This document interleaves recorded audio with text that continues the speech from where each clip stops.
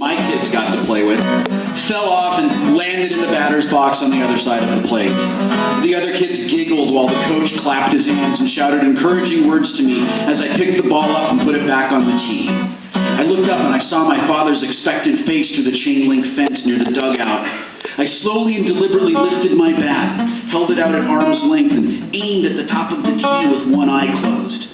I stuck out my tongue and furrowed my brow. I tasted sweat on the corners of my mouth. The bat touched the ball, and it fell off.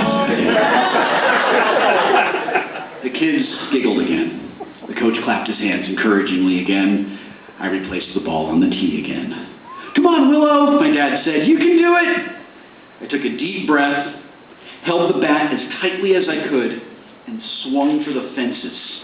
Talking baseball, everybody's watching. Talking baseball, it's getting kind of awkward. The ball sailed off the tee and went to right field. I watched it go, absolutely astonished that it was in the air, like it had been hit by a real baseball player. "Run to first, Will! Run to first!" It was my dad, hollering me through the fence excitedly, his voice filled with joy. I dropped the bat and I ran as fast as I could, my track shoes from Kmart, kicking up little puffs of rust-colored dust the whole way.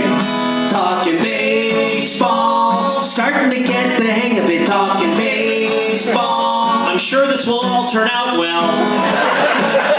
"That was great, Will," said the coach. "Okay, who's next?" I went back to the dugout and watched the other kids bat around. Most of them are more successful than I was, except for this one kid named Brian, who wore glasses, had perpetual bedhead, and a nose that only stopped running when he jammed his fingers into it, which was often. Brian was last. He hit a ground ball to short, and the coach gathered us together at home plate, where he told us to take a knee. I looked around uncertainly until the kid next to me kneeled down. "Oh, take a knee, I get it. That's cool. Like a real baseball player." I took a knee, and I looked up at the coach. He had the kind of beard and sunglasses you would expect to see on a suburban Little League coach in 1978.